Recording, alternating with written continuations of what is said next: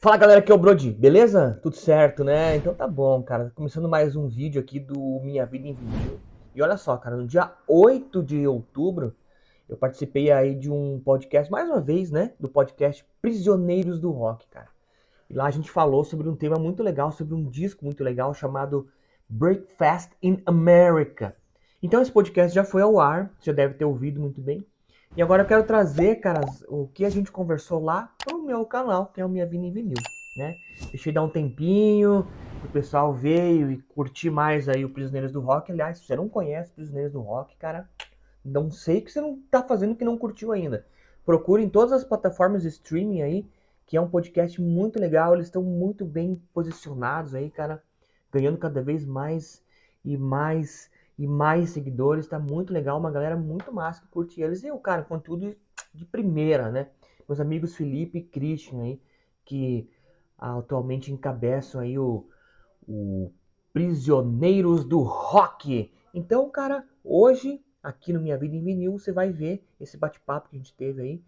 E aí, claro, vai ter algumas surpresinhas no meio do caminho, que eu espero que vocês gostem, tá bom?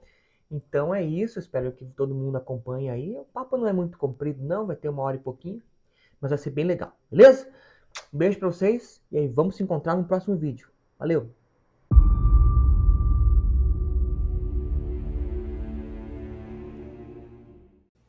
Olá a todas e todos, obrigado pela sua companhia aqui no Prisioneiros do Rock.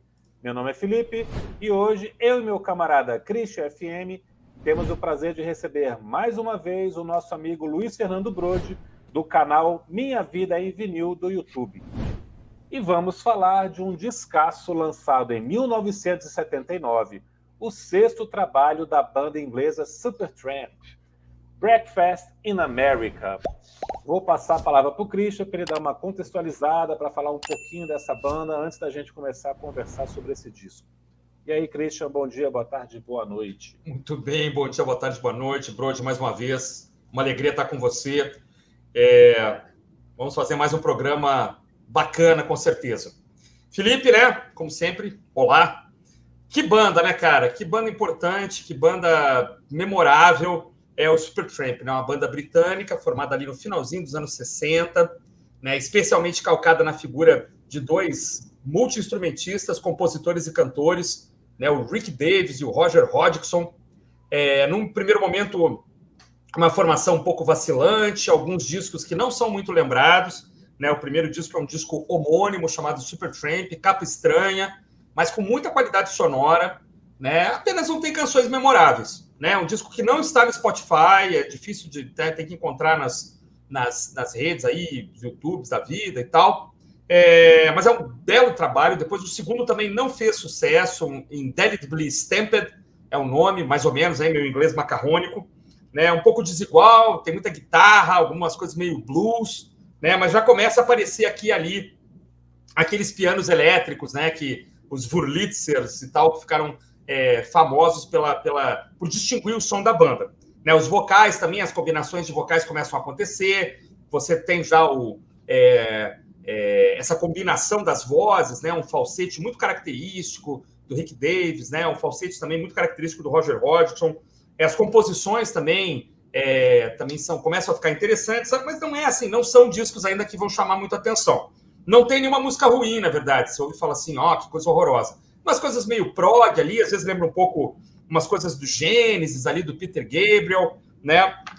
Nada muito presunçoso, nada de suítes aí de 20 minutos e tal, que eu quero deixar claro que eu adoro, mas não tem nada disso nesses discos, mas são discos que não ficaram para a posteridade. Acho uma injustiça, acho que todo fã do Supertramp deve dar uma chance para esses dois primeiros trabalhos. Aí, né, a banda vinha sendo bancada por uma espécie de mecenas, a grana estava acabando, o dinheiro não estava voltando, né? A banda começou a se ajustar com o disco Crime of the Century, que está aí em vinil na mão do Brode, 1974, né, onde já começam a aparecer canções bem, bem memoráveis, a gente pode falar sobre isso depois, né? Também depois o disco de 75, que é o Crisis What Crisis, que vai aparecer também na sua tela. Muito bem, né? E a capa, uma das capas mais lindas da história do rock, aquele piano na neve do disco Even in the Quietest Moments, de 1977, para mim, uma das capas mais bonitas da história do rock, né? Curiosamente, para a gente caminhar para o nosso disco de hoje, que é aniversariante, né, Felipe? É um disco que aniversaria, ou não é? Não é, né? Então, beleza, discos que não estão fazendo aniversário. Mas caminhando para o caminhando para o disco de hoje, fala, Felipe. Não é aniversário não, cara. Foi um disco que eu escolhi meio no acaso mesmo e quis falar. Ótimo. Então, ele foi lançado em 29 de março de 79, não é nem mês, nem ano redondo. Nem ano cheio, nem mês cheio. Perfeito, não tem problema. Nem o dia, não tem problema. Mas caminhando para o nosso disco de hoje, né, uma coisa curiosa começou a acontecer, foi a deterioração da relação pessoal entre os pianistas compositores Rick Davies e Roger Hodgson. Ainda assinava... Uma dupla caipira, né, Christian? Quase uma dupla caipira, né? Rick Roger, né? Praticamente. Bonita, praticamente uma dupla caipira. Mas a relação começou a ficar ruim, há quem diga que nem se falavam mais direito, não compunham juntos, embora assinassem juntos, né, uma coisa meio Lennon-McCartney, Jagger-Richards, né? A verdade é que eles já não compunham juntos, e em geral há quem diga que o compositor da canção era o cantor. Então dá para chutar sem medo de errar. As músicas cantadas pelo Rick Davies são geralmente compostas por ele, as músicas cantadas pelo Hodgson são compostas por ele. Tem parcerias ali, já aí a formação tá estabelecida, a formação clássica, né? O grande John Anthony Halliwell, saxofonista, tecladista, cantor também, uma simpatia, o cara que geralmente conversava com o público, né? Quem pegar o vídeo aí do show em Paris tem apresentações memoráveis, ele brincando com a letra de Logical Song, tem aí o Paris, está ali atrás, né? Ele falando francês com a plateia, relações públicas da banda, né? Também o baixista Doug Thompson, né? E o excelente baterista, na minha opinião, discretíssimo, mas muito bom, o Bob Siebenberg, né? Caras que ainda esticaram um pouco mais na banda, mesmo depois da saída do Hodgson, né? Mas aí a banda criou esse disco, então, né? Já com as relações pessoais meio deterioradas, mas talvez o disco de maior sucesso da banda, o disco Breakfast in America, com uma capa também memorável, muito engraçado. O Felipe tem detalhes importantíssimos, provavelmente, sobre essa capa, né? E a gente vai falar principalmente desse disco hoje, né? A banda ainda seguiu, fez mais alguns trabalhos, o Roger Hodgson saiu, né? Mas depois a gente fala sobre a situação atual do grupo.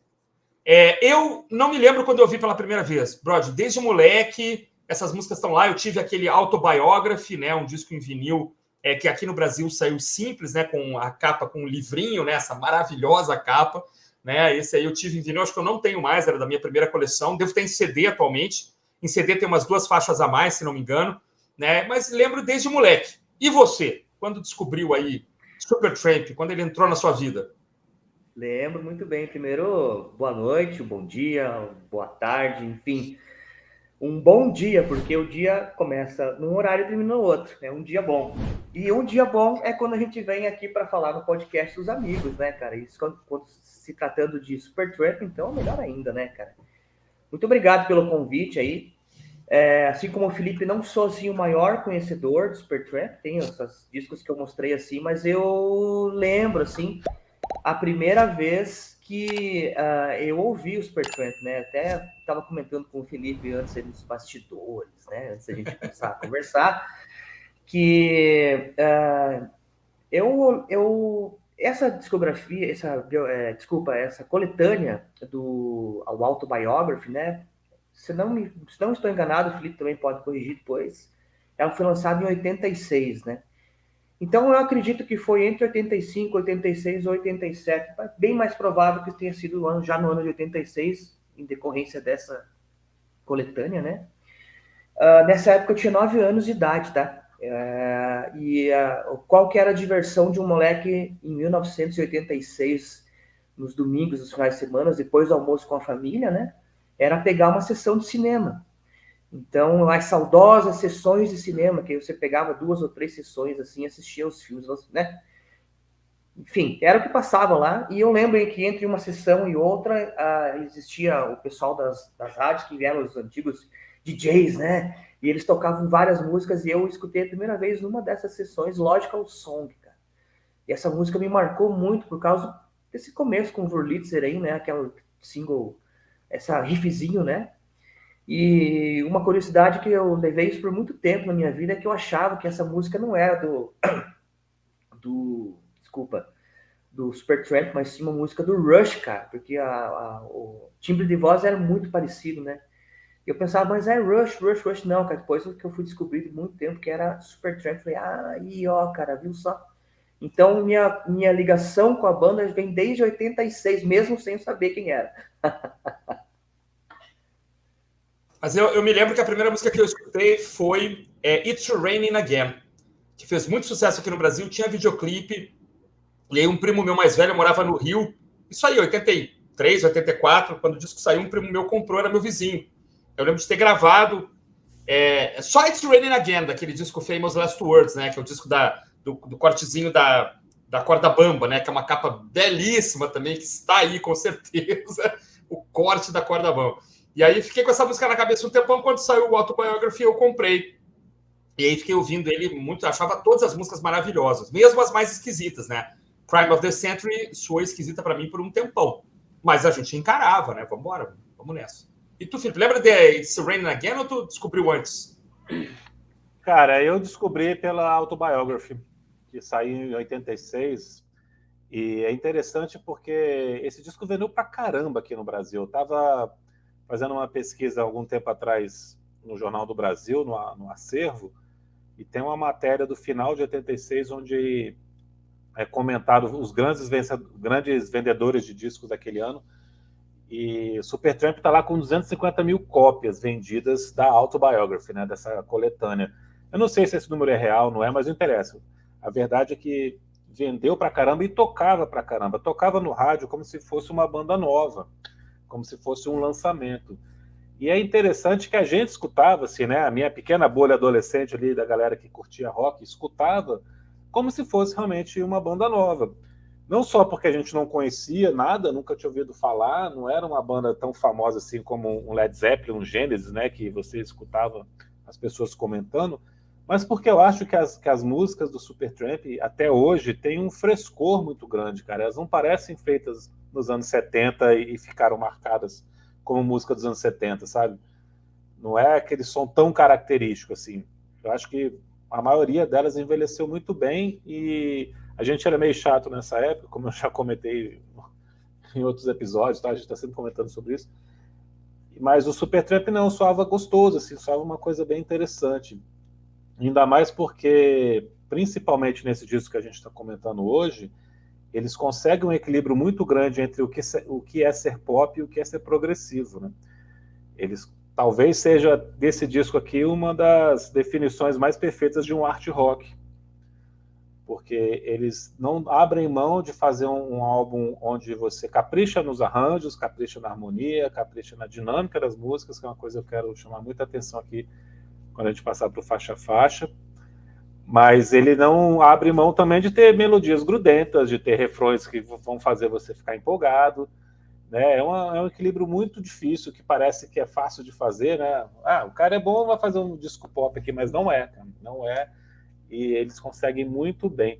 E eu lembro que na Autobiography tinha outras músicas que seguiam essa linha, né? Dreamer, Give a Little Bit, It's Raining Again. Mas desde então eu já gostava mais das músicas que depois eu fui descobrir que era do Breakfast in America. Na época eu escutava sem me ligar muito qual música era de qual álbum e tal, né? Só escutava a coletânea assim. Mas com o tempo eu fui descobrindo que as músicas que eu mais gostava, que estão quase todas no começo, inclusive, dessa coletânea, né? São as músicas do Breakfast in America. Então, anos depois, foi o primeiro disco que eu fui escutar com mais carinho, com mais atenção. E não é à toa, é o disco mais vendido da banda, maior sucesso, é o auge ali, né? O momento que eles realmente se tornam um fenômeno. Tanto que depois eles gravam o Paris, né? O Ao Vivo em Paris, que é para meio que para celebrar esse auge que eles estão, né? Mas eu, antes de voltar a palavra para vocês, queria levantar essa questão que eu acho muito interessante. Eu estava, nesses últimos dias, pensando sobre a dinâmica das músicas que estão nesse disco, cara, porque falar de dinâmica, para quem não está envolvido com música, para quem não conhece, né, que só gosta de escutar, talvez não faça muito sentido. Mas a dinâmica é a melhor resposta que você tem quando você capricha num arranjo, né? Porque parece que é meio óbvio, mas você conseguir fazer a música crescer ou acelerar ou desacelerar no momento certo, né? Você criar expectativa no cara que está te ouvindo, que agora vai chegar um momento empolgante. Ou às vezes nem chega, né? Às vezes você engana o ouvinte, não chega um momento empolgante. Isso é a dinâmica da música, né? E eu acho que na maior parte desse disco isso é feito de uma forma excepcional, de uma forma realmente surpreendente. E é uma coisa que eu fiquei agora nesses dias pensando assim, cara, eles tinham realmente um talento muito grande para isso, e o fato deles terem dois vocalistas com timbres bem diferentes e os dois muito bons, permitia que isso fosse feito também de uma maneira muito inteligente e muito saborosa, né, cara? Porque você fica assim empolgado, você vai vendo assim, a música chega no momento, cara, e aí muda completamente porque entra outro vocal, né? São coisas muito legais.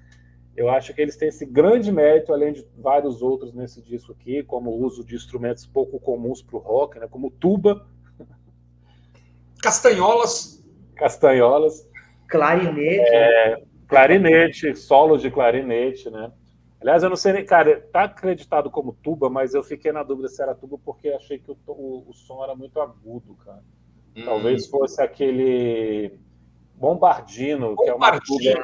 é uma tuba com um timbre mais agudo, né? Chame o pai do Brode para nos ajudar. Meu irmão, é uma tuba menorzinha, né? É meu irmão verdade. é mais que banda, né? Banda de... É verdade.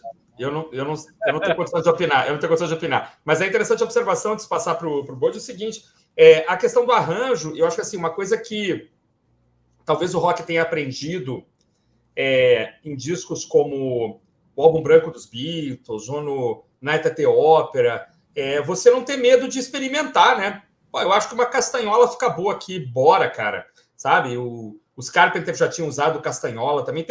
Vamos fazer um vídeo um dia, músicas com castanhola no rock, né? Tem várias, mas assim, já havia uma lista longa, né? Mas essa falta de temor, né? Aqui vai ter 2 pianos, vai ter 3, vai ter mais um teclado. Tu vê os caras tocando no Paris ao vivo, cara, tem hora que tem 3 teclados operando, né? Porque o Halliwell também fazia lá umas notinhas. Você pega, por exemplo, Cannonball, que é uma música que fez muito sucesso depois também, que o Hodgson saiu, talvez o último grande hit da banda, do disco Brother Where You Bond. Cara, a quantidade de som que tem, assim. Então, isso é um mérito, né? E a música, claro, você saber construir uma boa música, saber criar uma tensão, saber criar a chamada e resposta, saber fazer os ups and downs aí. E ainda colorir tudo isso com uma grande instrumentação, sem nenhum medo de meter um violino, meter um bombardino, enfim, eu acho que isso é que faz com que a sonoridade... A gente falava do Roxy Music esses dias, lá no podcast, né? E aqui no podcast, nós estamos hoje em 2 lugares diferentes, né? E tinha isso, né? De repente tem um fagote, sei lá, tem um instrumento diferente lá, um violino, né? Eu acho que é o mérito dessas bandas que não tem medo. Ah, não posso rock com metais, não pode. Por que não pode? Fica bonito, os caras gostam. Né, Bruno? O que você acha? Eu acho pouco, na verdade. Não, mas é isso aí, né? Uma coisa que começou já, se você for analisar, em 67 ainda com os Beatles, né? Pet Sounds do Beach Boys também foi um disco muito revolucionário nesse sentido, né? Moody Blues, né? Moody Blues, né? Então, Procol Harum, aquela coisa toda lá. Procol Harum, bem lembrado. E foi vindo uma sequência, né? Você citou aí o Roxy Music, o próprio Supertramp. O Supertramp tem discos maravilhosos, né? Eu acho que o auge mesmo é esse aqui, né? O Breakfast in America.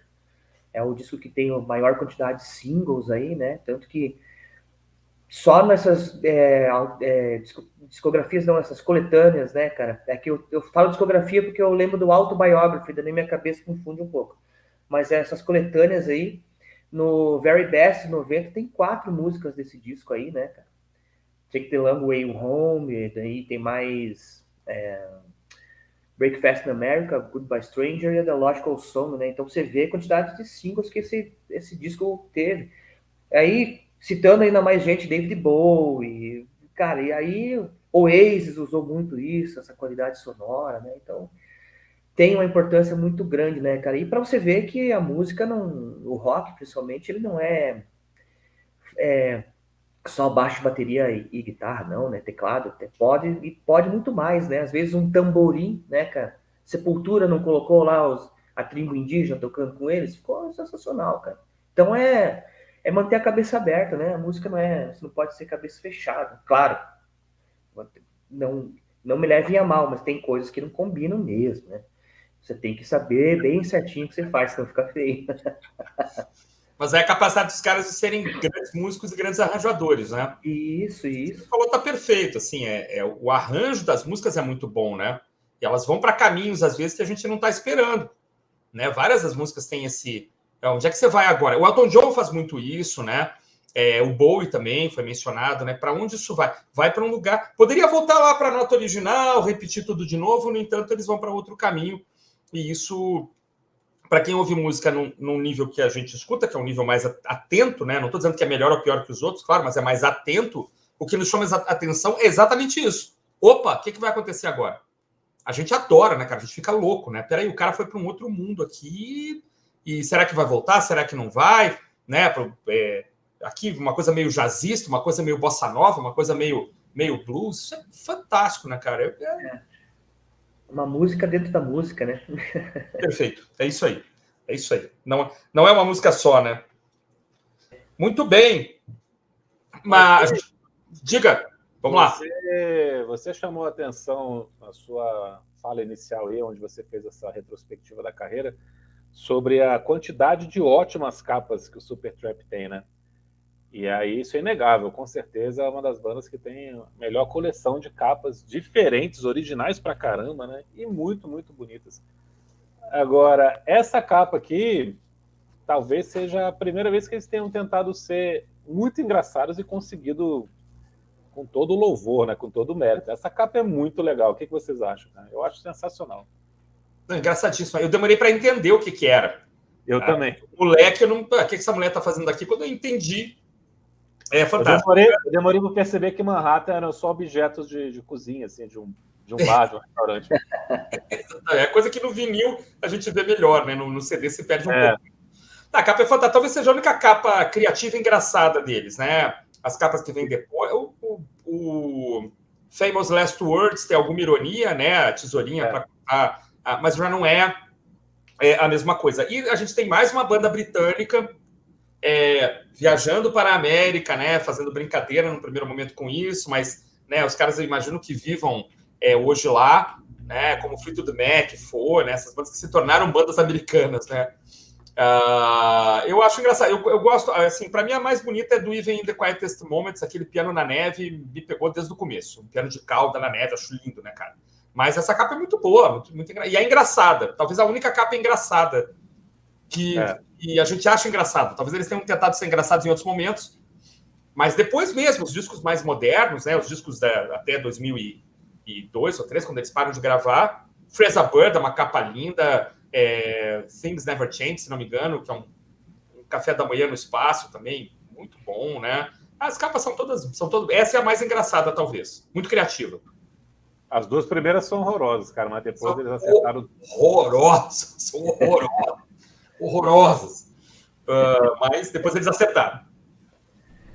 Ô, Brojo, deixa eu te perguntar uma coisa, cara. Você já ouviu falar da história que eles anteciparam o 9 de setembro, cara?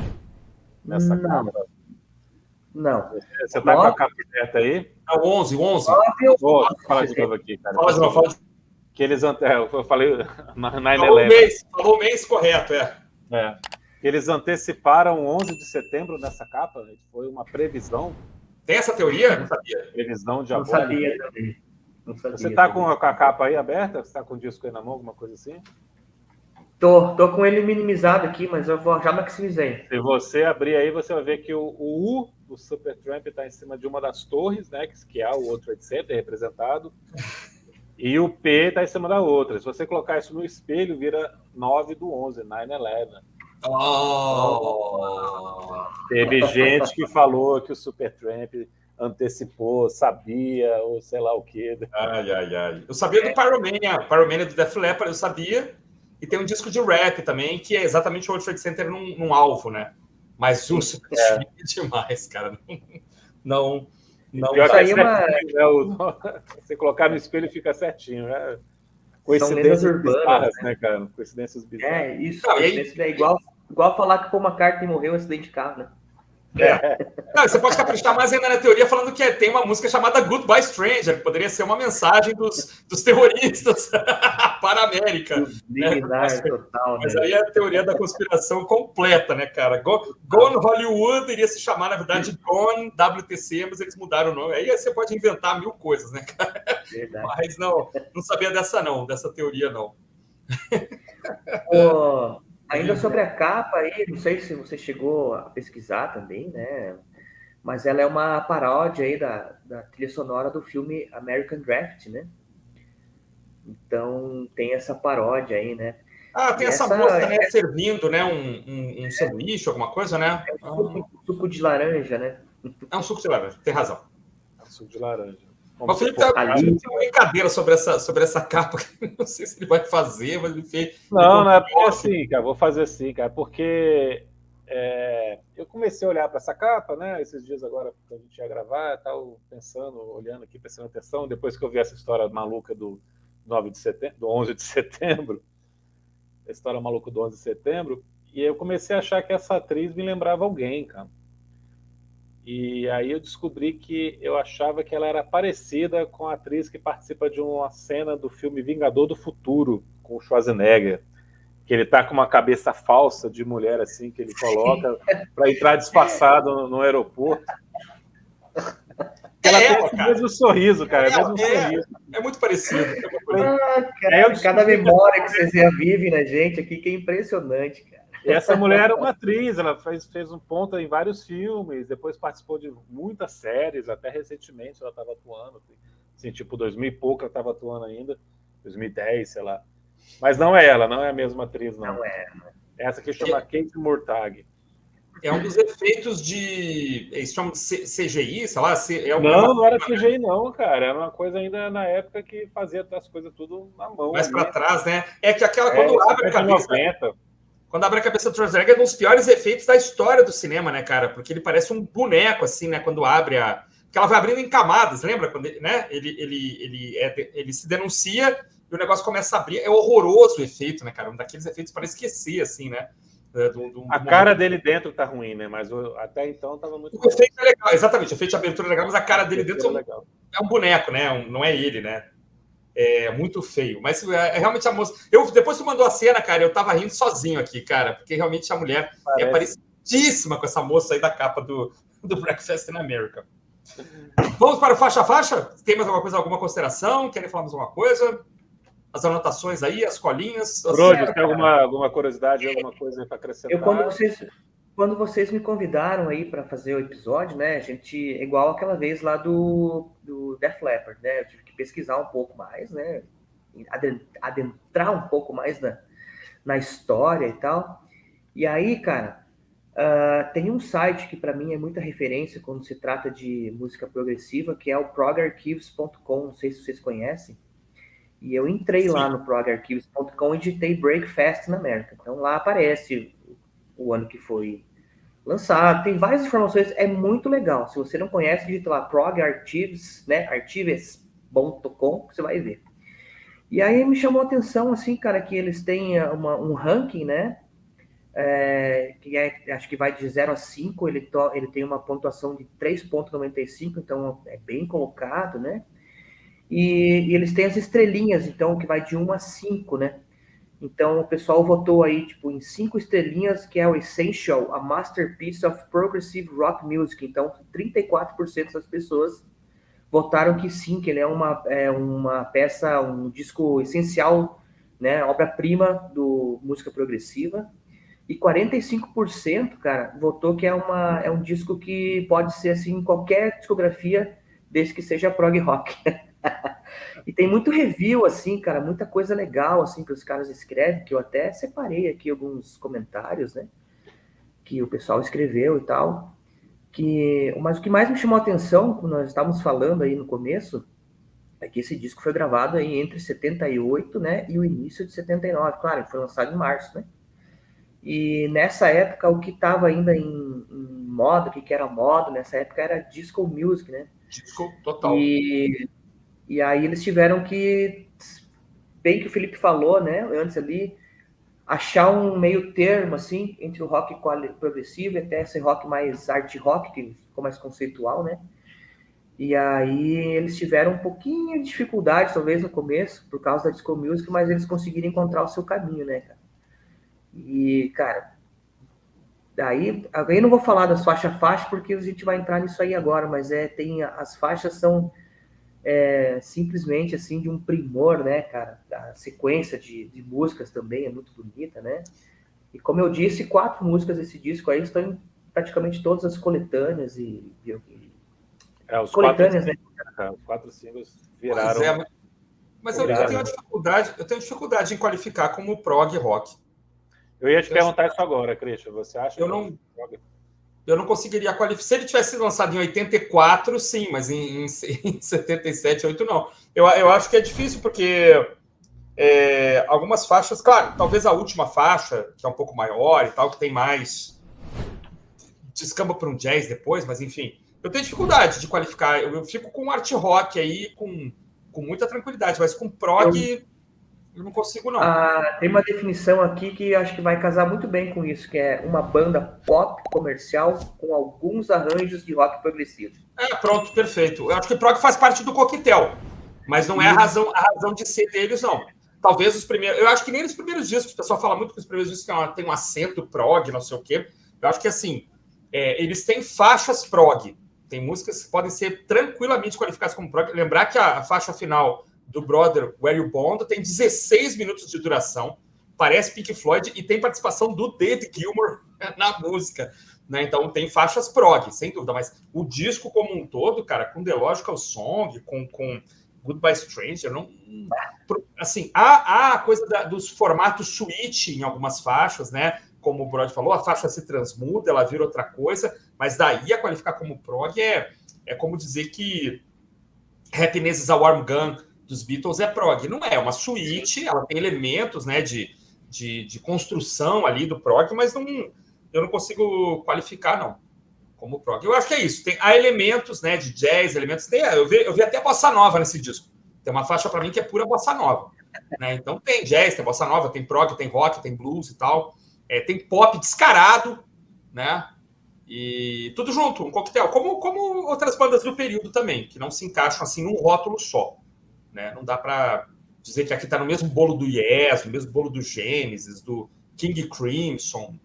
Para mim, não, mas com todo respeito a opiniões diversas. Sim. Tem algumas passagens aí, quando tem os backing vocals, assim, se você perceber, né, talvez, não todo mundo vai, mas se você escutar o disco e ter essa concepção, essa percepção, em alguns momentos o disco, assim, esses backings, assim, me lembra um pouco dos Utah Lourdes, do Frank Zappa, sabe? Esses backings um pouquinho mais bobinho, assim, mais... sim, sabe, sim. mais agudinho. Perfeito. Bem essa linha que os Utah Lourdes, do Frank Zappa lançou. Não chega a descambar assim tanto pro comedy rock, né, como em alguns momentos dos Utah Lourdes, ou essa fase do Zappa, né? Mas tem uma coisinha exagerado no agudo, né? Um agudo meio meloso, meio, né? Isso é uma coisa do Genesis também, do Peter Gabriel e o Phil Collins também conversavam no meio das músicas e tal, né? Tem esses elementos, né? Mas o Zappa é o extremo do extremo, assim, né? Desses exageros, né? Desses destemperos vocais aí. Precisamos falar um dia de Utah Lourdes, cara, que esses dias a gente escolheu um dia para falar e eu ia ser o Utah Lourdes, mas não foi. A gente falou no podcast do... Esqueci o nome agora do disco, deixa para lá, depois eu vou lembrar do episódio do Zappa. Tem os Utah Lourdes, Brody? Que beleza, cara. Primeira faixa que eu escutei do Zappa na vida, deve ter uns 10 anos, cara, foi Working on a Gas Station. Eu fiquei maluco. São zero. Acho que é o Vini Colaiuta na bateria, se não me engano, né? Já demolindo, né, cara? Demolindo. Corta aí, o nosso editor vai cortar essa parte. Mas no vídeo vai pro ar, cara. No vídeo vai tudo pro ar. Então beleza, ótimo. O Brody vai deixar você falando isso, com certeza.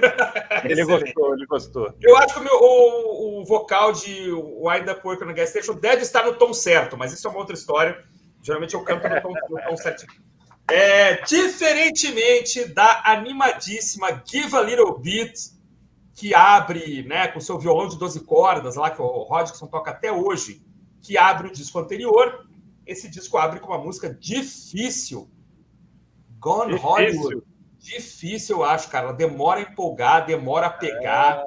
Então, deixa eu começar a falar, então, porque você estava aí definindo a banda como uma banda pop, com elementos prog. Eu acho que Gone Hollywood entra em qualquer disco de prog dos anos 70 tranquilamente. Apesar de 5 minutos talvez seja um tempo muito curto para um disco, para uma música prog, mas eu acho que toda a estrutura dela combina totalmente com rock progressivo. Ela tem suítes, ela tem mudanças de andamento, ela tem desafios para quem está escutando, concordo com você. Concordo. Né? Ela tem essa dupla do vocal aqui muito bem colocada, muito bem construída.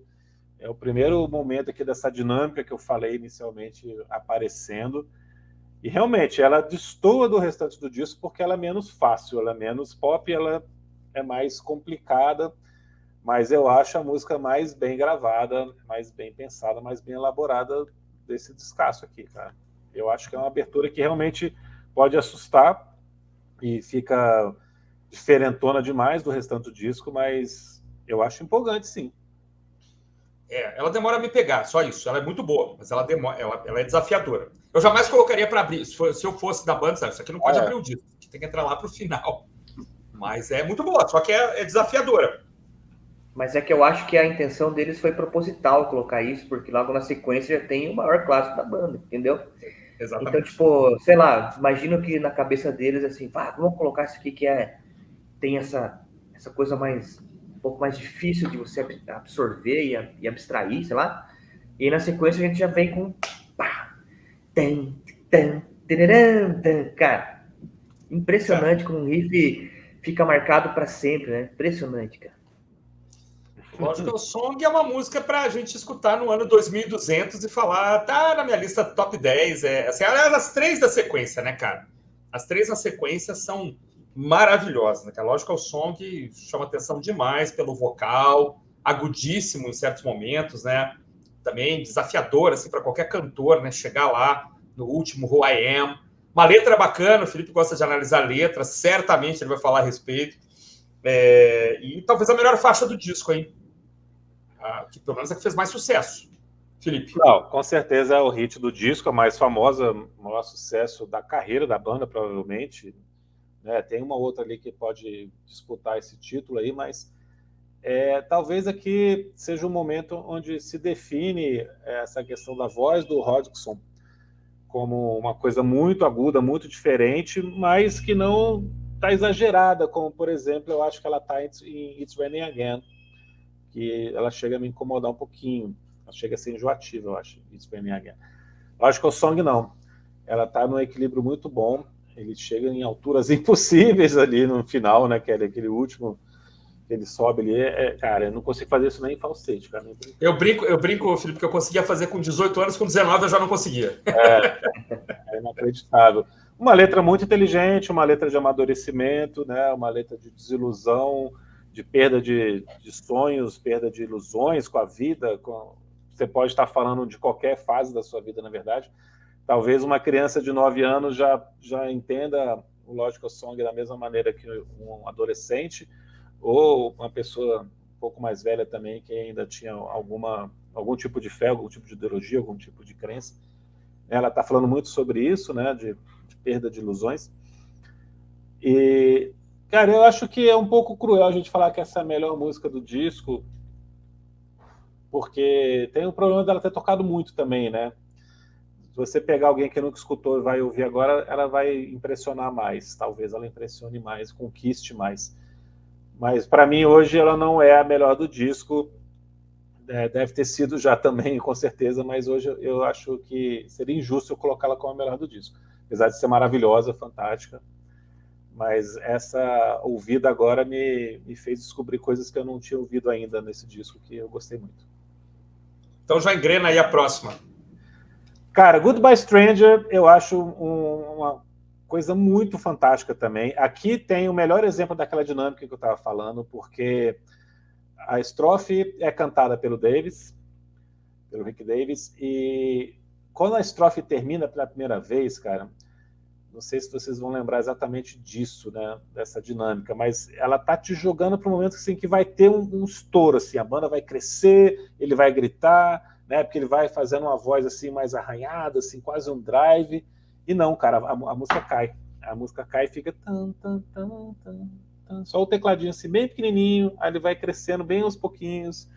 Aí o Roger começa a cantar bem de leve, aí depois o vocal dele, no que é o refrão, começa a crescer, aí cresce bastante e eles começam a cantar juntos. Cara, é uma dinâmica que é surpreendente, cara, é muito incomum, muito diferente, é uma música que você não consegue perceber para onde ela está indo, ela te surpreende nisso, né? Do jeito que ela começa até chegar nesse refrão, esses intervalos também entre a estrofe e o refrão. Cara, é uma música maravilhosa, cara, uma coisa impressionante. É muito bonita mesmo. Linda. Fala aí, Brody, pode falar, fala depois. Não, cara, eu tô impressionado com o que vocês estão falando aqui, tô só absorvendo, cara, é bom demais. Mas Goodbye Stranger você é é baixista, muito... Você é baixista, né, Brody? Tá, essa hora do Felipe também, o Felipe falou, tem uns não sei como é que chama, se são trítonos, se são umas 3 notas, né? Pum, Goodbye Stranger, pum, nanana, pum, meio agudo, né? Muito bonito, né? Para um baixista é um momento lindo aí, né? Sim. Aliás, uma coisa que a gente tem que ressaltar muito nesse disco aqui é o trabalho de baixo e bateria. A cozinha é espetacular, né? O timbre de baixo e da bateria nesse disco é surreal, cara. Meu Deus do céu, que coisa bonita. E é isso, cara. O baixista, em todas as músicas, ele consegue fazer uma nota que seja, que você vai falar assim, eu sabia que isso ia acontecer, cara. Eu sabia, ótimo. Não, uma coisa que eu brinco com o Goodbye Stranger é que, assim, esse teclado, né, esse piano elétrico, o Wurlitzer, a banda ficou conhecida, né, por usá-lo, também o Ray Charles e tal. E esse Wurlitzer era europeu, né, é um cara que veio para a América, século XIX, eu estava lendo aí também, não sabia, descobri isso esses dias. E aí tem o Rhodes também, né, no século XX já tem o Rhodes, que depois a Fender compra e tal. Os princípios são mais ou menos os mesmos, né? Mas o som do Wurlitzer e o som do Rhodes são sensivelmente diferentes. Então, se alguém te perguntar, a gente está falando aqui, o que é um Wurlitzer? Esses loucos aí falando, tá? Cara, coloca os primeiros 10 segundos de Goodbye Stranger e você vai saber que aquilo é o som absolutamente distinto, né, do Wurlitzer, né, que é um piano elétrico portável, né, então para grandes pianistas, né, caras que tinham que carregar o piano para cima e para baixo, começaram a usar esses instrumentos mais portáteis, né, Stevie Wonder. Tem uma cena maravilhosa no filme do Ray Charles, né, na cinebiografia Ray, que ele tá mostrando para os caras, olha aqui o que eu comprei, não sei o que, ele começa a tocar no hotel, agora eu posso carregar isso para qualquer lado e tal, então ele tem o peso das teclas do piano, mas ele é menor, mais portável e tem esse sonzinho característico aí do piano elétrico que acabou aparecendo em milhões de músicas aí nos anos 70, sobretudo, né, e essa é uma delas, né? Então eu digo sempre assim, quer explicar o que é um Wurlitzer? Coloca Goodbye Stranger que você vai saber. Mas uma música maravilhosa. E se for explicar o que é um Fender Rhodes, como é que você vai explicar, daí? Cara, eu acho que a gente pode colocar Do It Again, talvez, do It Again do Steely Dan, se não me engano, aquele comecinho. Tem a impressão que é o Fender Rhodes. É a primeira faixa do Can't Buy a Thrill. Cadê? Maravilhoso, cara. Estamos com uma data marcada para falar desse disco. Esse disco tá rondando a pauta, Tá rondando a pauta aí, eu adoro esse disco, cara. Adoro isso. Tem em CD. Sim, eu tenho a impressão, assim, não sei se é meu ouvido, né, cara? Talvez ser músico, enfim. E se eu tiver errado, você que está escutando o podcast ou você que vai assistir o vídeo depois, pode comentar, tá? Eu tenho a impressão que o Wurlitzer é um pouquinho mais agudo, de médio para agudo, e o Fender Rhodes é um som mais gordinho, sabe? Então, quando você bate a tecla, é um pouquinho, a diferença é essa, acho que o Fender Rhodes era um pouquinho mais grave, assim, sabe? Então, essa é a diferença, é grave no sentido de ser um pouquinho mais abafadinho, assim, sabe? Cheio, mais gordinho, você falou. Acho que a melhor forma de descrever Eu também não sou especialista, não. Eu posso estar errado aqui também. Eu lembrei de Do It Again, eu lembrei agora de No Quarter também, do Led Zeppelin, não é aquele aquele comecinho, eu acho que é um Rhodes, cara, mas eu posso estar enganado, né? Mas o Wurlitzer com certeza está aqui nessa faixa Goodbye Stranger, que é maravilhosa, o Felipe falou perfeito, né? A dinâmica dela, ela surpreende, porque parece que ela vai explodir, ela não explode. E ela tem mais um instrumento interessante aqui, que é algo também que às vezes o pessoal no rock tem medo de usar, que é um assovio, né, cara? Isso, Lá, cara. Na segunda vez você vai chegar no refrão. O Rick Davis começa a assobiar, cara. Isso é maravilhoso, cara. Isso é Demais. o destemor completo, né? Um disco de rock, o que vamos fazer? Vamos assobiar agora essa parte. Eu não sei se isso é típica coisa que pode ter sido improvisada, sabe? Eu nunca li sobre a história da gravação ali, day by day, mas isso pode ser uma coisa, uma brincadeira de estúdio que os caras, pô, isso ficou bom demais, né? O Felipe sabe, já teve em estúdio, você também, eu também. Às vezes um improviso besta vira uma boa ideia, né? Esse assovio tem a maior cara de ser improviso besta. Foi o John Hallowell que fez o assobio. Foi o Hallowell, ele é muito bom, cara. Está acreditado, cara. Está acreditado. Esse cara é de um talento, cara. Esse cara é crucial para a banda, cara. A banda não seria a mesma sem o grande John Anthony Hallowell, que seguiu acompanhando o Rick Davis aí até os últimos trabalhos. E é legal que ele é acreditado como woodwinds, né? Que são os instrumentos de sopro que tem palheta de madeira, né? Sim, wood, como clarinete, como sax, né? Que tem aquela palheta para você tocar. Então não é metal, né? Não é horns, né? É bem interessante essa distinção, né? Sem dúvida, sem dúvida. E aí tem essa letra, cara, só para terminar aqui. E essa é uma letra irônica e um pouco cruel, né? Porque ele passa a noite com a mulher e depois tá dando adeus estranha, né? Então, se despedir no dia seguinte, né? A música é tão bonitinha, né? Tão gostosa, mas tem essa letra aí que é um pouquinho cruel aí, um pouquinho seca, irônica. É verdade. O relacionamento de uma noite. E aí chegamos na faixa título, né? Cara, essa faixa título, ela é vaudeville, ela é circense, o que vocês acham, cara? Eu acho demais. Uma música que é conduzida pela tuba, pelo bombardino que seja, como eu falei, cara. Não é uma coisa que você vê todo dia, né? Eu acho maravilhoso, cara. Mas tem um clarinete na música também, bem sutilzinho, né? Você consegue escutar ele no fundinho. Sim, é verdade, que é do Hallowell também, né? Podia estar num filme dos anos 40, 50, tranquilamente, né? Qualquer filme daqueles, né? Numa cena mais alegre. Cara, é uma condução muito legal, né? Uma coisa que parece um pouquinho com a gente encontra no The Doors, né? Que brincava com isso. O Queen fazia muito isso, a gente já comentou aqui. Sim. Né? Mas esse... fantástico. Não, chamada e resposta, né? Quer dizer, isso é contraponto, né, Brody? Isso sei lá, um fala, outro responde. É muito, é saber escrever mesmo, é saber partitura, você não faz isso, vou fazer agora. Não faz, não faz. É necessário muito conhecimento, né? E é difícil de tocar porque ela é absurdamente lenta, né? Pam, pam, pam. Bom, a tendência é de acelerar ao vivo e tal. Então, assim, de novo, a cozinha. Você tem um baterista muito seguro, o Sr. Bob Siebenberg, um grande baterista, né? Um grande baixista, porque tem que segurar. A tendência é tu correr com isso ao vivo, né? Na hora de tocar. E se você escutar no disco gravado em Paris, tranquilo, cara. Vamos lá, sem pressa, né? Vamos chegar até o final. Vai acontecer o final, não tenho pressa, a gente chega lá, né? Maravilhosa essa música, maravilhosa. Brody?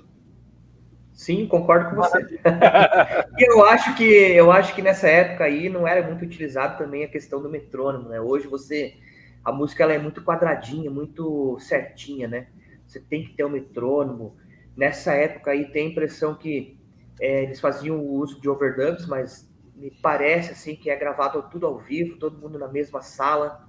Então isso faz uma diferença muito grande para quem músico, se tocar assim junto, né, cara? E aí que tá a qualidade sonora dos músicos, né? Principalmente baterista e baixista. Se o baterista acelerar uma vírgulazinha só, tu consegue notar isso. Tem várias músicas aí que a gente ouve, assim, Jimi Hendrix e vários outros artistas que você consegue notar que ela tem um andamento, no final ela tá um pouquinho mais rápida, porque eles não tocavam com o metrônomo, né? Então aqui eu tenho a impressão que as músicas são todas no metrônomo, mas eu não me lembro se foi gravado ou não com metrônomo, não cheguei a pesquisar sobre isso. Eu duvido. Mas tenho a impressão, eu duvido também. Acho que é talento, né? Talento. Talento, isso. Talento puro. E Breakfast in America, uma faixa, cara, é muito legal esse som, cara, nossa. E tudo a ver com a capa do disco, né? Perfeito. Essa brincadeira, assim, né? Essa coisa mais brincadeira, assim, né? Você fala música tipo de circo, a capa mais engraçada, então tem tudo a ver, né? Um clima divertido mesmo, né, cara? Mas isso que você tá falando, Brody, eu tô pensando aqui, cara, De novo, vou falar de dinâmica, cara, mas é porque realmente eu fiquei com isso na cabeça. Essa mudança de andamento que tem durante essa música, que você tem que estar tocando junto, cara. Você tem que estar olhando no olho ali, né? Depois que sai do refrão lá, que a queda que dá. Cara, você tem que estar olhando um no olho do outro ali, para todo mundo ir reduzindo junto, né, e mudar o andamento da música. E a gente não sabe, é nos anos 70, né, cara? Não sabe se tinha algum aditivo, né? Uma bebida um pouco mais forte. Então, tem isso também, né? Então funciona melhor ainda, né, cara?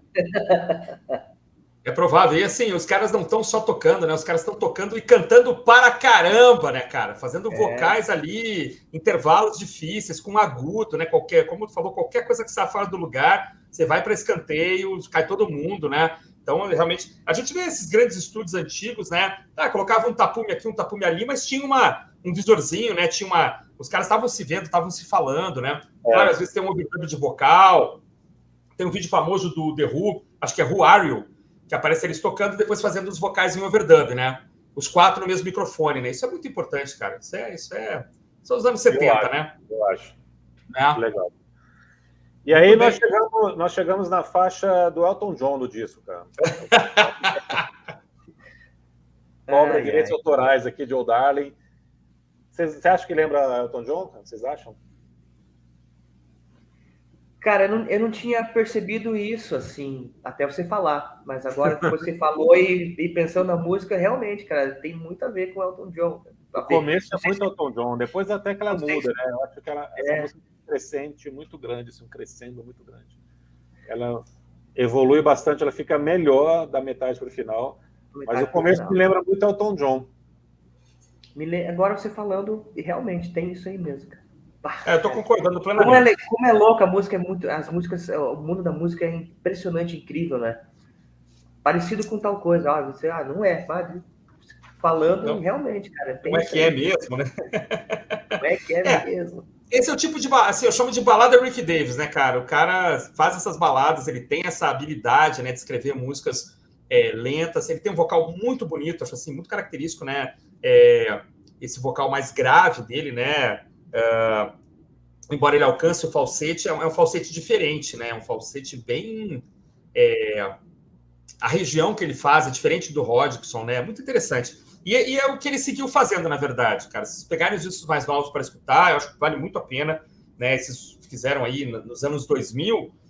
A maior parte das músicas são esse tipo de balada Rick Davis, né? Essas baladas muito bem escritas, muito bem arranjadas, muito bem com acordes muito interessantes, as inversões todas de piano e tal, os baixos, enfim. O que falta é o contraponto. Então, você pega um disco de 2000 e pouco para escutar, final da década de 90 e tal, você fica esperando entrar o Hodgson, esperando entrar uma mudança de dinâmica, então ficou Rick Davis, né? Os discos são Rick Davis, mas é esse tipo de balada. Se você gosta desse tipo de música que ele faz, que ele canta de forma preponderante, esses últimos discos vão agradar, porque é muito isso, né? E é uma briga que parece insanável, né, cara? A gente vai falar sobre isso depois, mas a briga dos caras parece que não tem jeito, né, cara? Você não verá o Supertramp se apresentar, talvez nunca mais. Mas eu não quero falar sobre isso agora, não. Mas é linda a balada, e é perfeito. É piano song mesmo, Elton John. Eles são contemporâneos, não sei se dá para falar em grande influência, assim, acho que é mais uma coisa retroalimentada, mas é uma música muito bonita. E fecha o lado A, né? É isso? Isso, fecha o lado A. Fecha um lado A, para mim, impecável, cara. Lado A impecável. Demais. Não tem nada aqui que você possa colocar uma vírgula aqui de defeito nesse lado A. Já o que não acontece no lado B. Já o que não acontece no lado B. Com certeza, cara. Mas que abre com outro clássico absoluto. Eu acho essa música mais bonita do disco, cara. Não vou falar que é melhor, não vou falar que é mais bem tocada, mais bem arranjada, mas para mim o refrão, cara, o refrão é uma coisa que me cativa demais. Eu acho empolgante, arrepiante, emocionante. Para mim é a música mais bonita por causa disso. Sai cantando junto, né? Fala sério. Essa é pro chuveiro, para cantar junto, fazer todas as vozes. Cara.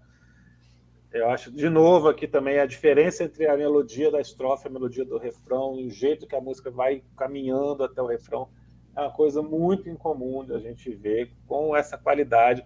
Na verdade, cara, eles estão gastando 2 ótimas melodias quando eles fazem isso, né? Isso não se faz, o produtor não pode deixar isso acontecer. Eles poderiam ter 2 músicas diferentes com ótimas melodias, eles colocam as 2 numa música só, né? Que as melodias são diferentes na estrofe do refrão e combinam, dá tudo certo, tá tudo casadinho. Eu acho muito linda essa música. É bonito. Mas eu volto a falar, eu acho que isso foi tudo meio que pensado propositalmente, cara, para o disco chegar no patamar que chegou e tal. Eu acho que eles, enfim, eles devem ter pensado e conversado, e estudado, sei lá. Ou estavam com muita pressão de aditivos, como eu falei, cara, para chegar nesse momento. Mas Take a Long Way Home é uma das, como você falou, uma das mais bonitas, tem um refrão muito bonito, né? Tem umas partes de gaita aí no meio também, né, cara? Que deixa a música com um charme todo. Tem harmônico da gaita. E tem o solo de clarinete também nessa música, né? Clarinete. Cara, é isso, cara. É isso que vocês estão falando. É isso eu acho que assim, eu não lembro se é ela que abre o Paris. É, né? Ela tem uma ambientação. Vê se é ela que abre. Tem uma ambientação no começo, aí entra a gaita, não é? Quem abre o Paris é School. Ah, School. Tá. Eu acho ela linda, cara. Acho que para abrir um show. A oficial, né, da gaita, é muito legal, é verdade. Muito legal, cara. Para levantar a galera, sabe? Assim. Muito bem tocada, viu, cara? Essa passagem das notas, é muito legal, muito bem feito, né? Não é pouca coisa, não. É linda a música, né? O último clássico do disco, né? A última música que vai para as coletâneas é a que abre o lado B, Take the Long Way Home, né? Eu acho que até aqui a banda cria 6 músicas impecáveis, como eu estava falando, não tem nada para você criticar aqui. Depois a gente ainda vê ótimos momentos, mas você não tem mais faixas que são tão criativas, tão empolgantes, tão surpreendentes. Eu acho que você começa a pegar a ladeirinha ali para baixo, de leve, bem de leve aqui, cara. Não chega a ser uma coisa que vai te empurrar muito rápido para baixo, não, mas começa. Eu acho que Lord Is It Mine é uma balada muito genérica, bonita, mas genérica. Melancólica, né? Melancólica, mas que não mantém assim, o nível de envolvimento do ouvinte mais com o disco como estava até então. Eu acho que ela, como música, é uma resposta a Darling, né? Quer dizer, o Hodgson queria ter a baladinha dele também. Me parece que é até uma coisa meio de disputa, meio Lennon McCartney. Certo, fez uma baladinha, eu vou fazer também. É bonita, não tiraria do disco, assim, jamais. Mas não, também não tiraria. É apenas uma baladinha, acho que em resposta, eu acho. Bonitinha, mas ordinária. Bonitinha, mas ordinária. Pequenininha, né? Me passa uma coisa meio Paul McCartney, não passa a você ser uma coisa meio balada McCartney, wannabe, assim, McCartney wannabe, né? Não é igual a Paul McCartney, mas não passa uma ideia meio o jeito de compor, o jeito de como a música caminha. Não? Eu acho que o Roger aqui ele está cantando com muita emoção, com muita entrega, apesar de não ser uma composição tão excelente, assim, tão impecável, mas ele está realmente empolgado aqui, ele gosta do que ele está fazendo. Ele gosta, não é? Mas o resultado final não é tão bom assim, mas eu concordo, parece mesmo assim, um lado C. Lado C do Paul McCartney. Aquela música que não foi pro disco, né? Que é gravada 30 anos depois.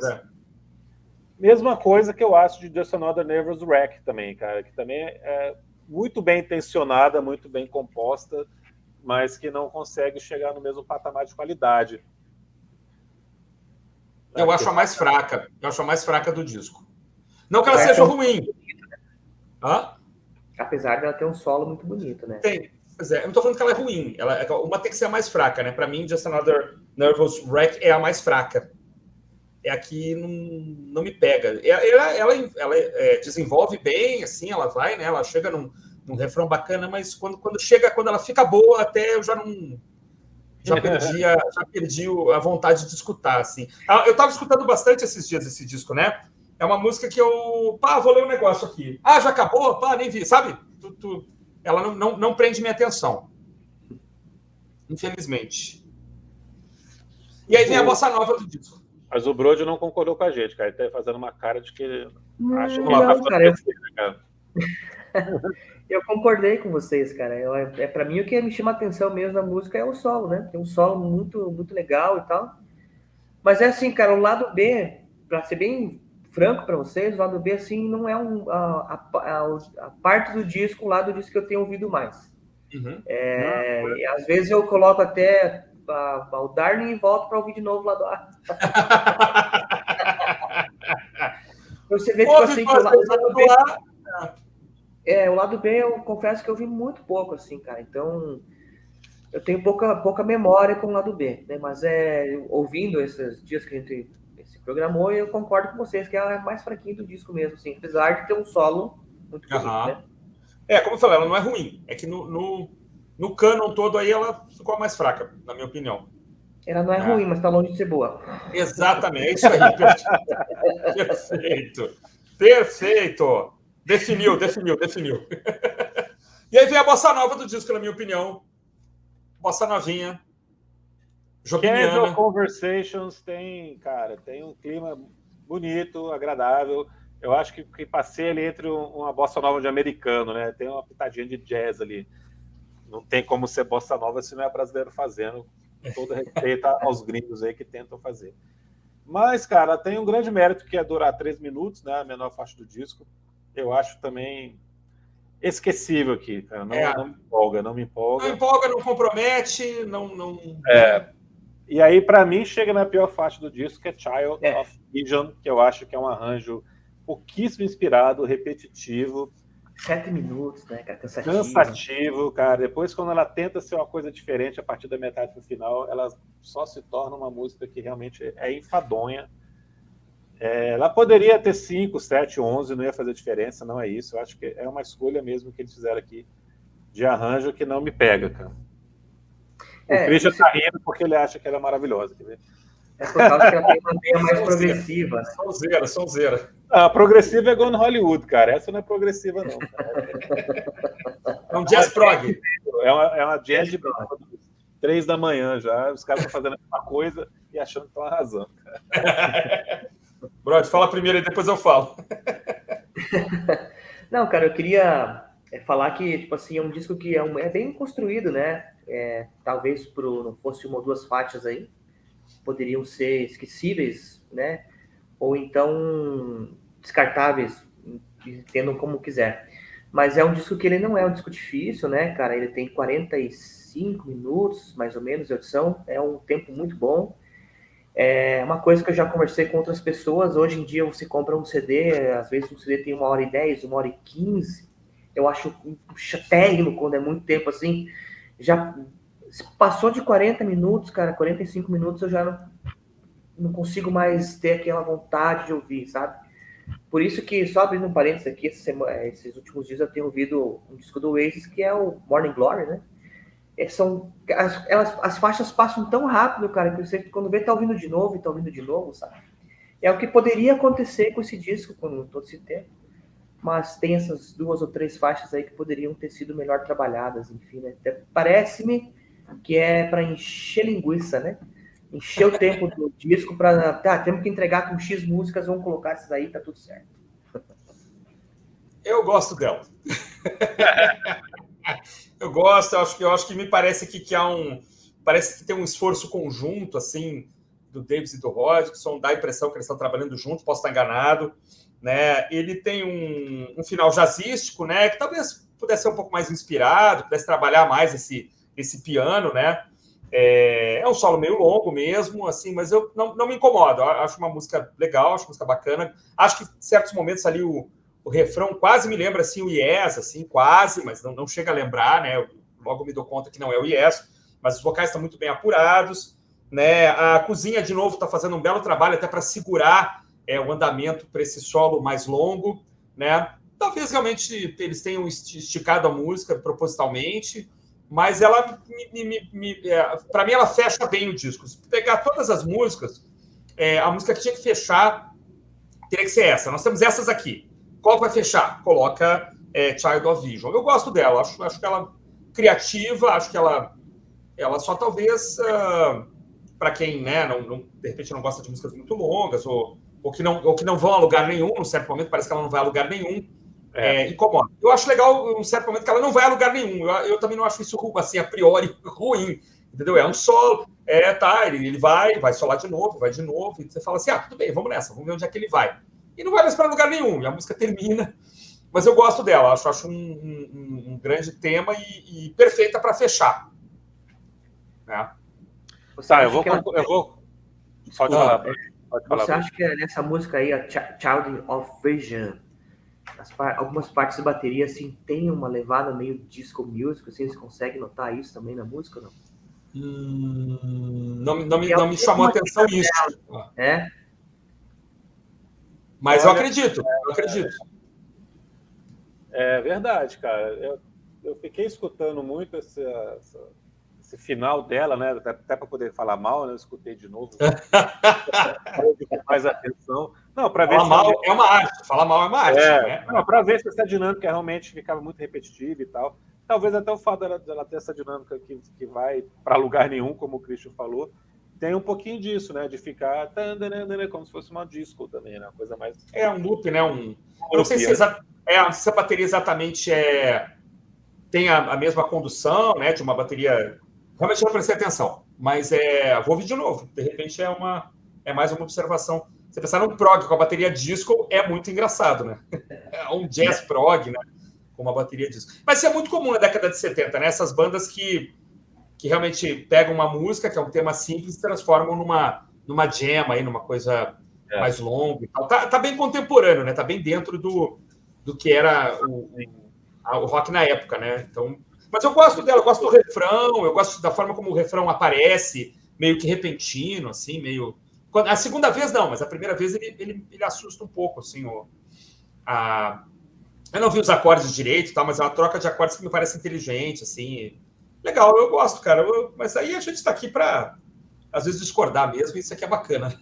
Não, mas eu vou concordar com o que você falou, que ela está no melhor lugar do disco para fechar mesmo, faz sentido, ela está na posição correta. Talvez o restante do lado A tenha ficado muito desequilibrado, né? A gente poderia ter uma alternância aqui de faixas diferentes para o disco se segurar de uma outra maneira aqui, para pegar aqui com você que é um pouco cansado, né? A gente chega um pouco cansado. Chega! A música que é de 7 minutos. E aí eu vou concordar com o Brody quando ele fala sobre o tamanho dos álbuns, né? Eu sempre digo que álbum tem que ter tamanho de LP, LP clássico mesmo, 40, 45 minutos. É o ideal, cara. Tudo bem, essa é uma construção que aconteceu ao longo do tempo por vários motivos, né? Técnicos e também mercadológicos, mas para mim é o que funciona.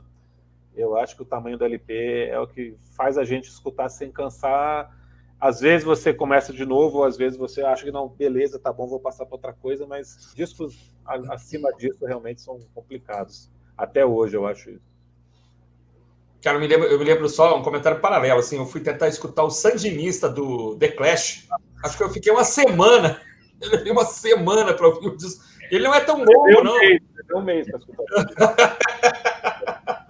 E ele tem muita coisa boa, né? Então tem isso, é verdade. Complicado, até achar as coisas boas ali. E eu me prontifiquei a escutar faixa por faixa. Eu falei, não vou pular, não vou para as mais conhecidas, vou partir do zero aqui. Né? Mas tem discos que desafiam a gente. Vinil não tinha como ficar fazendo isso, né? De ficar pulando. Não. Mas eu peguei em CD, né? Eu peguei em CD. Eu falei, não, eu ouvi recentemente, eu nunca tinha escutado e acho que foi na época da pandemia. Eu falei, vamos embora, uma por uma, como se fosse a primeira experiência e tal. Né? Eu fiz isso com o Melancholy do Smashing Pumpkins também, que eu nunca tinha escutado. Recentemente eu comprei e é cansativo, né, cara? Porque o Melancholy são 2 CDs, né, cara? Que é quase 2 horas, né? Quase 2 horas. Puxado, né, cara? Mas é legal, como experiência é legal. Eu acho legal a gente se forçar nisso, né? Mas o Melancholy eu demorei uma semana para escutar. Falar que eu tinha escutado de verdade. Não, gostando. Sim. Mas é que não escutar 10 vezes o Today ou 1970. É 95, né? 5 ou 6. 95. Eu tô em 2022 e eu não consegui escutar. Tem humor negro, né, cara? Desculpa. Não, mas é verdade, alguns discos são desafiadores. Mas acho legal a gente se desafiar. Nós que gostamos de música num nível mais aprofundado, né? Se desafiar. Vou escutar esse troço aqui, rapaz. Pô, né? Aquele cara que faz aquelas palestras, tem que ter brilho, né, cara? Tem que ter brilho e escutar o negócio até o final. Mas algumas coisas são cansativas demais. Eu gosto da forma como ele termina. Eu gosto do disco seguinte, né, que é o Famous Last Words, que já é a raspa ali da amizade dos caras ali se destruindo, né?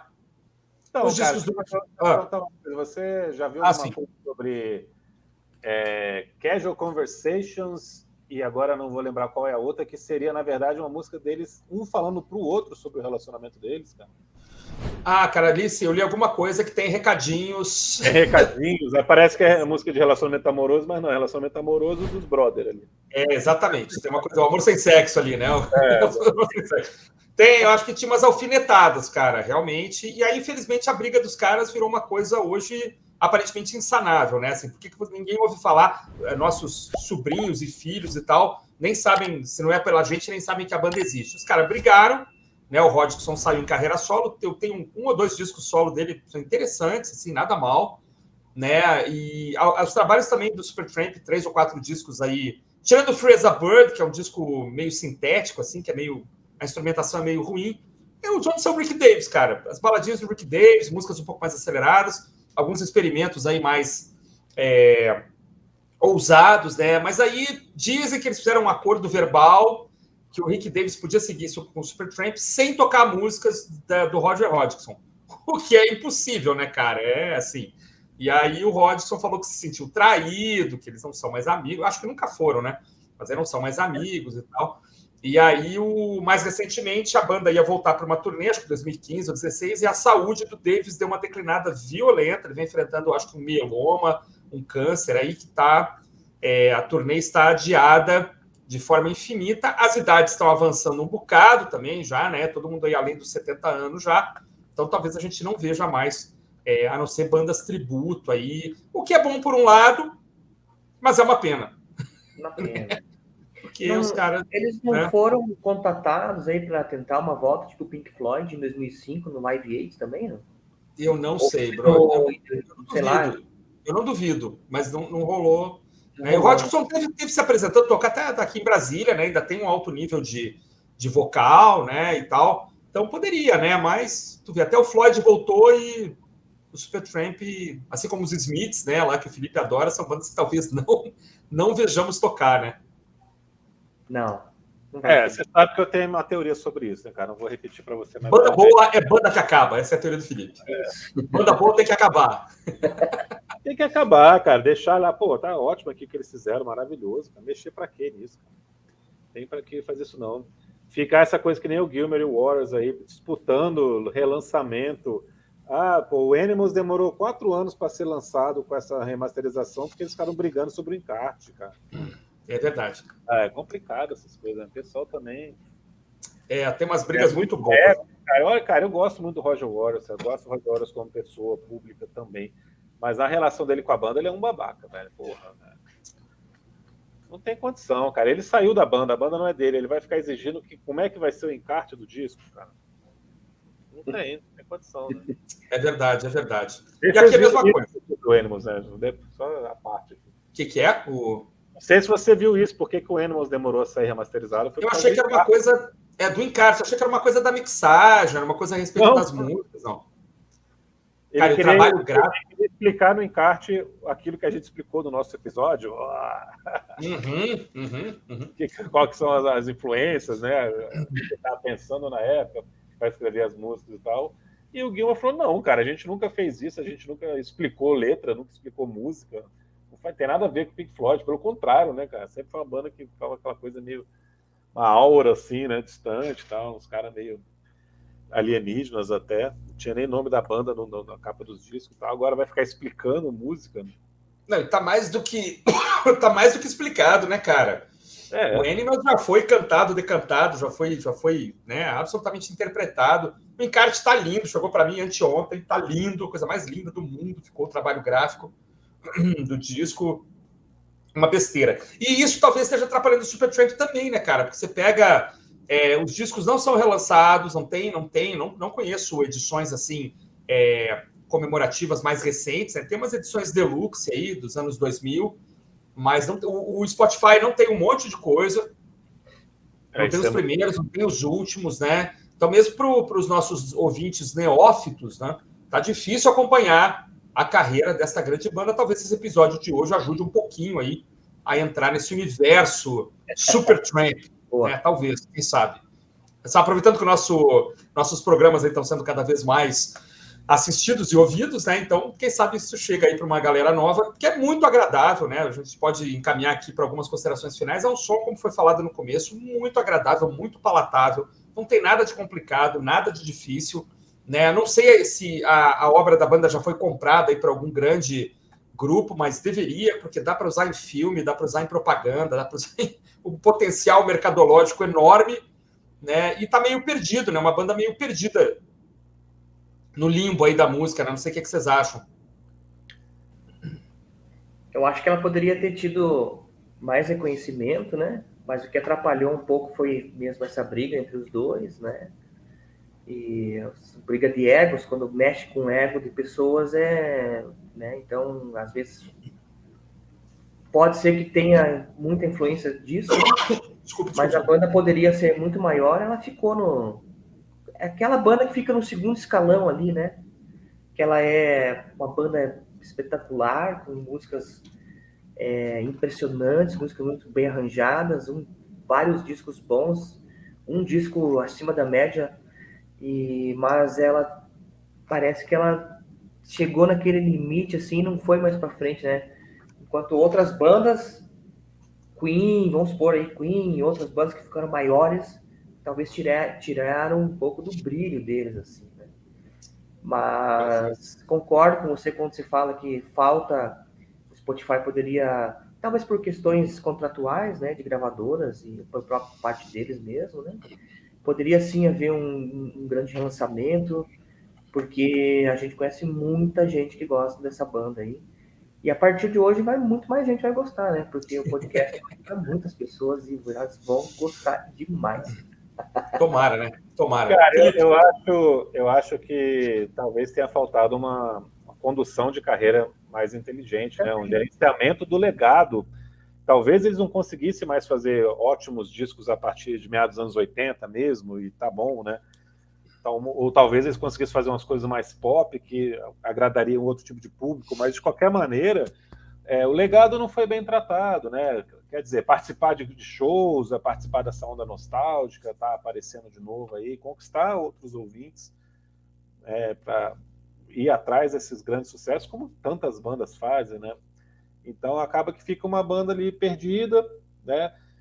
Que não tem esse reconhecimento, como o Bro estava falando, e não faz o menor sentido, porque tem uma discografia muito boa, tem uma série enorme de sucessos que tocaram pra caramba. O fato de eles terem aparecido do Brasil do jeito que eles apareceram, como eu falei no começo, mostra que os caras sempre tiveram um potencial pop muito grande. Isso poderia ter sido bem trabalhado ao longo das últimas décadas aí, para novos ouvintes terem sido conquistados pouco a pouco, ano a ano, até hoje, né? Para não parecer que é uma banda ali meio de Antena 1 que fica só tocando Logical Song e It's Raining Again, com tantas outras coisas legais. Cara, eu quase falei de Raining Man várias vezes, cara. Tá me policiando aqui para falar de Raining Man. Mas It's Raining Again. É uma pena. E assim, vocês veem, a banda enche um álbum duplo de sucessos com a maior facilidade, né, cara? Tranquilo, 15, 16 músicas, tranquilo. A gente é capaz de citar de cabeça várias. E mesmo algumas que ficaram aí relegadas a um segundo plano são muito boas. Então é uma lástima, é uma pena. E talvez uma questão insolúvel. Quer dizer, ou entra alguém aí, compra, começa a usar, ou ela aparece num comercial, aparece num episódio do Stranger Things, sei lá, ou então não vai acontecer nada. E isso é uma coisa para bandas em atividade, né, para quem tem uma carreira, para quem é dono de um espólio de alguém. A gente está vendo o que aconteceu no Brasil, não sei como é que está hoje, mas uma briga envolvendo o RPM, né, o Paulo Ricardo brigando com os caras, né, Bruno? Não sei se isso ainda está acontecendo, você é mais bem informado do que nós sobre isso, mas o Paulo Ricardo fala, o RPM não é nada sem mim, não pode se apresentar sem mim, os caras falando que eles têm um acordo, o Paulo Ricardo não respeitou. Não estou tomando partido nenhum aqui de ninguém, mas é o primeiro passo para um esquecimento, assim, para ninguém mais querer investir. A gente tá vendo isso acontecer com a Mas o RPM já está esquecido há 30 anos. Ponto final. Quem lembra do RPM é o cara lá do grupo Alan, que é fã do Mas, cara, cada vez que O estreia um Alan, Big Brother... O cara conhece até Paulicado RPM, que eu nem lembrava que a gente... não, acho que só 2 pessoas que lembram do RPM, o Alan, né? Abraço, Alan, tá? Um abraço. Brincadeirinha. E o próprio Paulo Ricardo, que nem o Fernando Menu, que o pessoal não lembra mais, né? Cara, lembremos que cada vez que começa um Big Brother, o pessoal lembra do RPM, cara. Cada vez que estreia um Big Brother, toca lá, às vezes os caras se apresentam lá, mas agora eles estão brigando. Só um parênteses aqui, o Paulo Ricardo não precisava mais fazer nada, só com que ele ganha de direitos autorais o Big Brother, ele tá parado a carreira dele. Né? Eu também acho. Mas eles estavam brigando, eu vi umas entrevistas aí em rádios e tal, a banda, né? Aí morreu o PA, mas assim, era o Deluxe, que a Avon, o PA e um vocalista, e o Paulo Ricardo do outro lado, dizendo que eles não podiam tocar sem ele. Que eu acho que é uma coisa meio Roger Waters também, né, Felipe? Uma coisa meio... sem mim, é Atimundi, né? O mundo que pereça, porque se eu não estou lá, não é a banda. É um negócio exagerado. Cara, e só para encerrar o assunto RPM, o RPM é Paulo Ricardo e Schiavone, né, cara? Não tem discussão, cara. Sim. Não existe. Estando um dos dois, é o RPM, né, cara? Tem que estar os dois para ser RPM, né? Não adianta alguém querer puxar a sardinha só pro próprio lado ali, cara. Mas assim, tipo assim, arrumando um bom vocalista... coisa que o Paulo Ricardo já não é mais. O Barão Vermelho tá assim, a Legião tá assim, os caras vão se apresentando, só alguém que consiga cantar daquele jeito. Barão Vermelho está com um ótimo vocalista, falando isso. Exatamente. Tá aí, se apresentando, fazendo aniversário. Um abraço para os nossos amigos do Barão Vermelho, né? Mas, cara, divagações. Deixa eu só finalizar aqui falando uma coisa para vocês, cara. Depois você corta aí, né? Para mim vai aparecer tudo que nós estamos falando, vai ser... Pois é. Beleza. Aí, o que é o seu critério, cara? Breakfast in America vendeu 3 milhões de cópias estimadas na França, por isso que o disco seguinte, ao vivo, gravado em 80, é Paris, que se chama, né? Paris. Vendeu muito no mundo inteiro, estimadas 20 milhões de cópias. É o único disco do Supertramp que chegou ao número 1 da Billboard, mas não chegou ao número 1 do Reino Unido, o país natal dos caras. Eles nunca tiveram o número 1, por incrível que pareça. Nem esse foi. Mas no resto do mundo fez bastante sucesso, muitas posições aí de topo de parada em vários países, merecidamente, né, sem dúvida nenhuma. E se tornou um dos grandes clássicos, cara, talvez um dos discos com vendagem tão grande que a gente não lembre tanto assim, né, que tenha ficado esquecido para as novas gerações, como a gente estava comentando agora, que o legado não é tão bem tratado, mas maravilhoso, né? Um ótimo disco. Eu li que ele foi indicado a 4 Grammys, se não me engano, ganhou 2. Cara, isso, eu queria falar sobre isso, bem lembrado. Vai lá, manda ver. Cara, você sabia que existia o prêmio de Grammy para melhor capa? Eu não sabia, cara. Eu não sabia. Eu descobri essa semana lendo sobre o Breakfast in America. É aquele Grammy que é entregue de manhã, né? No café da manhã, os caras fazem uma cerimônia e entregam a melhor capa, né? Ele levou a melhor capa, né? Melhor engenharia, né? Melhor produção, melhor engenharia e tal, que é um prêmio que... Melhor disco... Melhor disco ganhou esse prêmio também de melhor engenharia, né? A gente comentou o episódio do Toto. Foi. Toto 4. Agora, a melhor capa, eu não sabia que existia esse prêmio, cara. Existe há 60 anos, sei lá. Muita coisa legal que a gente conhece ganhou esse prêmio, eu não sabia. Sabia disso? E aí, eu não sabia. Sabia, Bruce? Grammy de melhor capa. E eles ganharam. Ganharam. Eu não sabia que existia essa categoria, né? Fiquei sabendo da...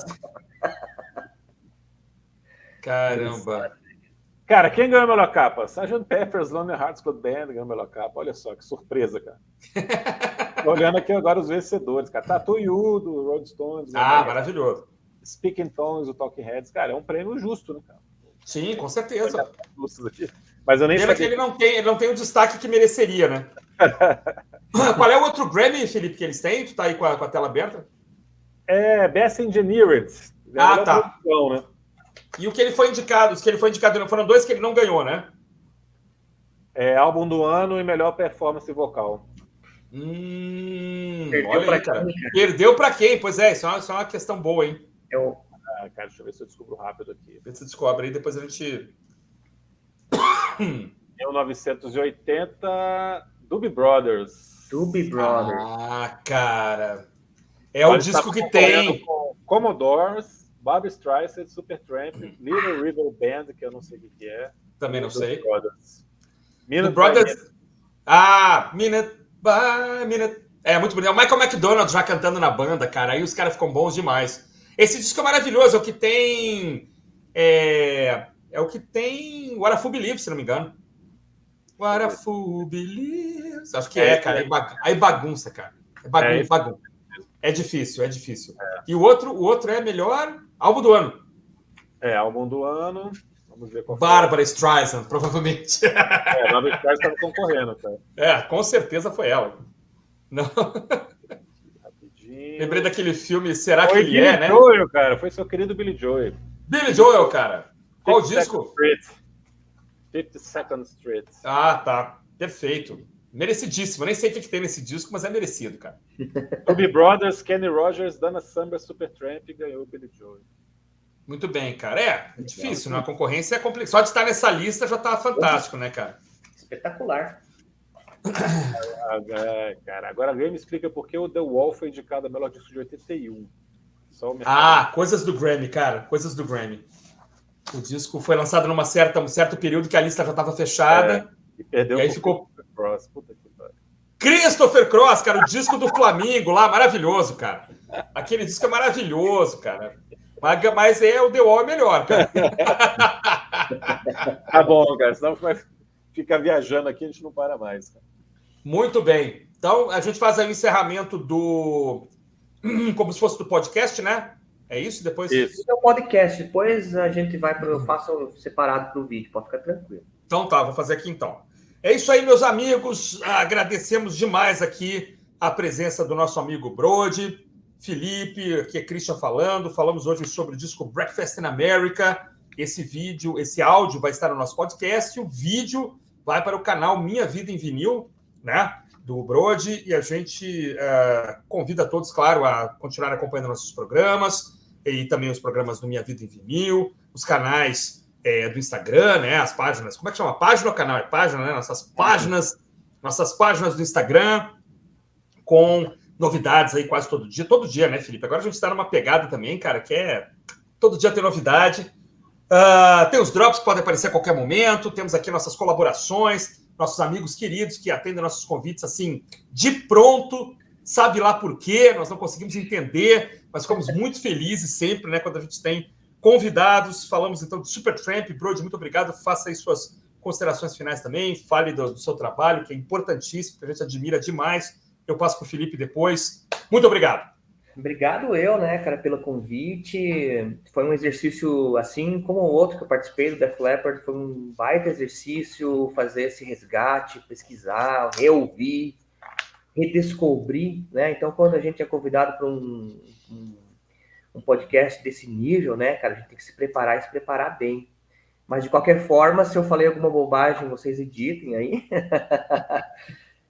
Mas, cara, muito obrigado. Agradecer de coração o convite. Sempre que vocês convidarem, eu vou vir, com certeza. Eu tô, como diz um amigo meu, nasci topado. É só falar que eu venho. E, claro, convidar o pessoal aí que está ouvindo nas plataformas de streaming, né? Sua plataforma preferida, seja ela qual for. Dá um pulinho lá no YouTube, né, cara? Digitar Minha Vida em Vinil, que você vai ver um canal que é um canal bem pequenininho, mas é um canal feito com muito amor e carinho. Olha só, combinou tudo agora que eu falei. Rimou, rapaz. É digital isso. E a gente faz esse trabalho de trazer sempre uma conversa boa, um review de algum disco importante, ou seja ele importante ou não, enfim. E é feito com muito carinho e sempre em prol daquilo que nos une, que é a música, né? Então, muito obrigado aí pelo convite e parabéns pelas conquistas, né, cara? Tô muito feliz. E a gente se vê numa próxima. Muito obrigado. Brody, meu amigo, muito obrigado pela sua participação, muito obrigado por ter criado essa nova forma aqui que a gente está gravando hoje em vídeo, né? Depois vai aparecer no seu canal, muito legal, fica uma dinâmica muito gostosa da gente fazer, conversar, brincar, né? Fica diferente, gostei pra caramba, espero que a gente consiga manter no dia a dia dos prisioneiros também, fazer em vídeo assim, vai continuar em áudio, mas a gente grava em vídeo, achei bem legal. Christian, um abraço e obrigado a quem nos acompanhou até aqui. Continue seguindo a gente no Instagram. Classifique o Prisioneiros no Spotify ou no seu agregador de streamings preferido. E até a próxima. No próximo sábado a gente está de volta. Valeu!